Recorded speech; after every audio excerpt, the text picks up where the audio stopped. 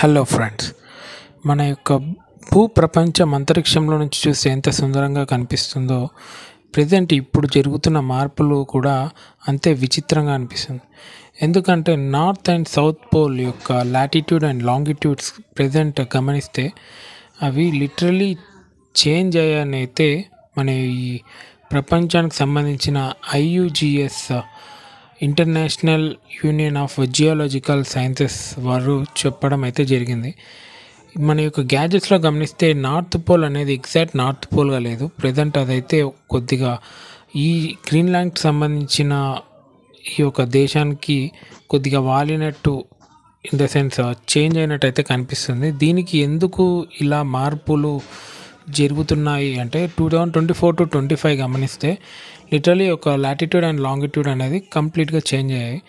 దీనికి కారణం ఈ యొక్క సైంటిస్టులు చెప్పేది ఏంటంటే, మన యొక్క భూమి యొక్క పొరలో గమనిస్తే మన యొక్క ఎర్త్ కోర్ నుంచి దానిపైన ఉపరితలంలో ఉండే ఈ యొక్క మెటల్స్ ఏవైతే ఉన్నాయో అవి మెల్ట్ అవ్వడం అండ్ ఆ మెల్ట్ అవుతూ ఈ యొక్క భూమికి సంబంధించిన రేడియేషన్ లెవెల్స్ ద్వారా మనకైతే మ్యాగ్నెటిక్ ఫీల్డ్ అనేది అయితే ప్రొడ్యూస్ అవుతుంది. సో రీసెంట్లీ ఈ యొక్క జియో వార్ అనివ్వండి, లేకపోతే ఈ యొక్క ఎన్విరాన్మెంట్ చేంజెస్ అనివ్వండి, దానికి సంబంధించి మన యొక్క ఎర్త్ కోర్లో ఉన్న ఈ యొక్క మెటల్స్ ఈ యొక్క మ్యాగ్నెటిక్ ఫీల్డ్ ఈ చేంజ్ అవ్వడం వల్ల, సో స్క్రీన్లో గమనించినట్టయితే మన ఈ 1840 నుంచి ఈ 2019 దాకా గమనిస్తే ఈ యొక్క ఆర్కిటిక్ నార్త్ పోల్ అనేది కెనాడియన్ ఆర్కిటిక్ యొక్క డిస్టెన్స్ గమనిస్తే 1940 to 1980, 1920, అలాగే 1960, 2000 to 2019. సో ఈ యొక్క డిస్టెన్స్ అయితే క్రమేపీ పెరుగుతుందని అయితే చెప్పాలి.